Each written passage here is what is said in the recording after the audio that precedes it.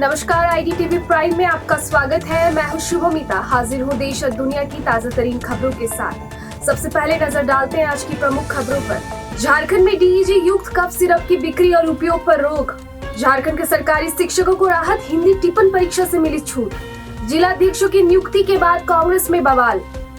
घाटशिला में उपचुनाव का शेड्यूल जारी, आदर्श आचार संहिता लागू। बिहार विधानसभा चुनाव 2025 आप ने जारी की पहली सूची। सीजीआई पर जूता फेंकने वाले वकील ने कहा, मुझे अपने किए पर कोई अफसोस नहीं। यूएन में भारत बोला, पाकिस्तान अपने लोगों पर बम गिराता है। 60 करोड़ की फ्रॉड केस में ईओडब्ल्यू ने शिल्पा शेट्टी से की लंबी पूछताछ।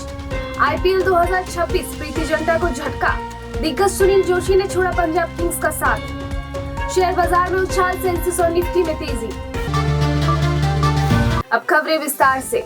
मध्य प्रदेश और राजस्थान में बच्चों की मौत के बाद झारखंड सरकार अलर्ट मोड में है। राज्य औषधि नियंत्रण निदेशालय ने Coldrif SR13, रेसिप्रीफ्रेश TR RGL2523, relief syrup LSL2 F160 की बिक्री पर पूरी तरह रोक लगा दी है। इन सिरप में डिएथिलीन ग्लाइकोल यानी DEG पाया गया है, जो बच्चों के किडनी, लीवर और नर्व सिस्टम के लिए घातक है।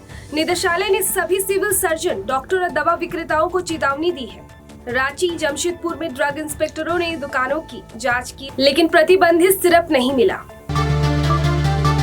झारखंड सरकार ने सरकारी शिक्षकों को हिंदी टिप्पण परीक्षा से मुक्त कर दिया है। कार्मिक विभाग ने सभी जिलों के डीसी को पत्र भेजकर स्पष्ट किया कि अब शिक्षकों को टिप्पणी लिखने या परीक्षा उत्तीर्ण करने की आवश्यकता नहीं है।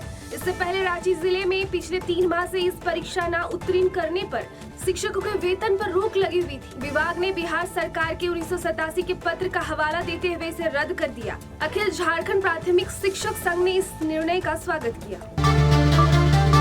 झारखंड कांग्रेस में संगठन सृजन कार्यक्रम विवाद का केंद्र बन गया है। नए जिलाध्यक्षों के चयन के बाद कोडरमा से शुरू हुआ विरोध धीरे धीरे धनबाद, जमशेदपुर, हजारीबाग और पलामू तक फैल गया।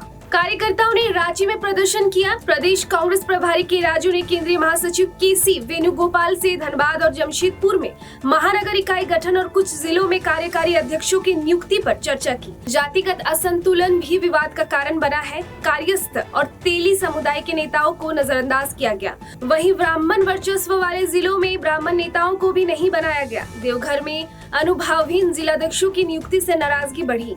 पार्टी विरोध को शांत करने संतुलित रणनीति तैयार कर रही है। झारखंड के घाटशिला विधानसभा उपचुनाव का शेड्यूल जारी कर दिया गया है। नामांकन 13 अक्टूबर से शुरू होगा और 21 अक्टूबर को समाप्त होगा, जबकि 22 अक्टूबर को स्क्रूटनी और 24 अक्टूबर तक नाम वापस लेने की अंतिम तिथि होगी। मतदान 11 नवंबर 2025 को होगा और परिणाम 14 नवंबर को घोषित होंगे। आदर्श आचार संहिता लागू कर दी गई है। घाटशिला में 231 भवनों में 300 बूथ है और 2,55,823 वोटर मतदान करेंगे। एसडीओ सुनील चंद्र निर्वाची पदाधिकारी नियुक्त किए गए हैं। सुरक्षा के लिए फोर्स और पुलिस अधिकारियों की तैनाती की जाएगी। संवेदनशील बूथों की मैपिंग की जा रही है। अगली खबर बिहार से जुड़ी है। बिहार विधानसभा चुनाव 2025 के लिए आम आदमी पार्टी यानी आप ने 11 सीटों पर अपने उम्मीदवारों की पहली सूची जारी की है।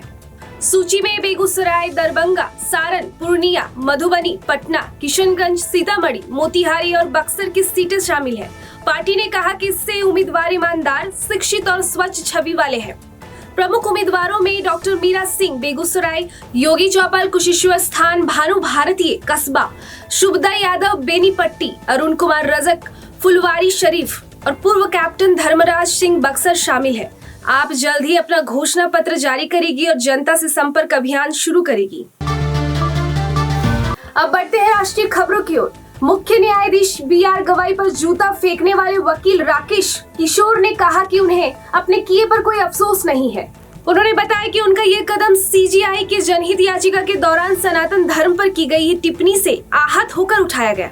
राकेश किशोर ने स्पष्ट किया कि वह नशे में नहीं थे और उनका उद्देश्य केवल न्यायपालिका की कार्रवाई और टिप्पणी पर विरोध जताना था। उनकी इस कार्रवाई के बाद उन्हें निलंबित कर दिया गया है। ये मामला न्यायपालिका और धार्मिक संवेदनाओं के बीच संवेदनशील बहस को फिर से उजागर कर रहा है।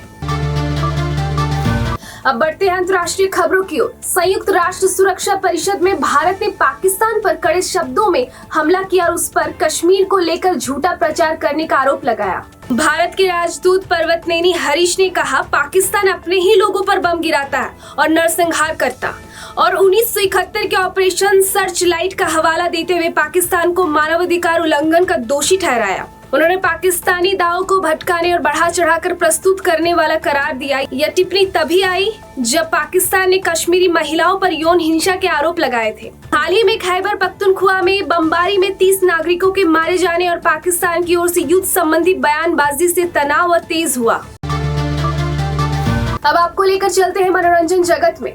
60 करोड़ की कथित धोखाधड़ी मामले में शिल्पा शेट्टी से मुंबई पुलिस की आर्थिक अपराध शाखा यानी EOW ने सोमवार को करीब 5 घंटे तक पूछताछ की।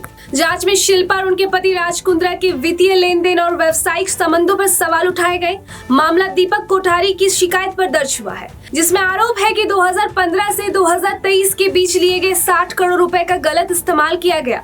अब तक राज कुंद्रा समेत 5 लोगों के बयान दर्ज किए जा चुके हैं। EOW ने सितंबर में शिल्पा और राज कुंद्रा के खिलाफ लुकआउट नोटिस जारी किया था और वित्तीय दस्तावेजों की जांच जारी की है। खेल की दुनिया की बात करें, IPL 2026 की तैयारियों के बीच पंजाब किंग्स को बड़ा झटका लगा है। टीम के spin bowling coach Sunil Joshi ने फ्रेंचाइजी से इस्तीफा दे दिया है। जोशी आगामी सीजन के लिए उपलब्ध नहीं रहेंगे और उनके अगले कदम की दिशा BCCI के बेंगलुरु स्थित सेंटर ऑफ एक्सीलेंस की ओर इशारा करती है। उन्होंने हेड कोच रिकी पॉन्टिंग को भी अपने फैसले की जानकारी दी। जोशी पहले अनिल कुंबले के तहत टीम के साथ काम कर चुकी है और भारत के लिए 84 अंतर्राष्ट्रीय मैच खेल चुके हैं। उनके जाने से पंजाब किंग्स को तकनीकी अनुभव की कमी का सामना करना पड़ सकता है, जबकि BCCI में युवा खिलाड़ियों के विकास को लाभ मिलेगा। अंत में बाजार और कारोबार की बात। मंगलवार को शेयर बाजार में तेजी रही। BSE सेंसेक्स करीब 150 अंकों की बढ़त के साथ 81,950 के स्तर पर खुला, जबकि NSE निफ्टी 50 अंकों की तेजी के साथ 25,130 तक पहुंचा। शुरुआती कारोबार में सेंसेक्स 100 अंक से ऊपर गया, लेकिन मुनाफा वसूली से बढ़त थोड़ी कम हुई। तेजी वाले शेयरों में Power Grid, Bajaj Finance, HCL tech और भारतीय एयरटेल शामिल है, जबकि एक्सिस बैंक, टाटा मोटर्स और TCS में गिरावट रही। मिड कैप और स्मॉल कैप शेयरों ने भी बढ़त दिखाई। निफ्टी मेटल और IT सेक्टर आगे रहे, लेकिन PSU बैंक इंडेक्स 0.3% गिरा। फिलहाल आज के लिए इतना ही। दर्शकों कैसी लगी हमारी ये पेशकश हमें जरूर बताएं। कल फिर मिलेंगे रात 8 बजे। बने रहिए हमारे साथ, देखते रहिए IDTV इंद्रधनुष।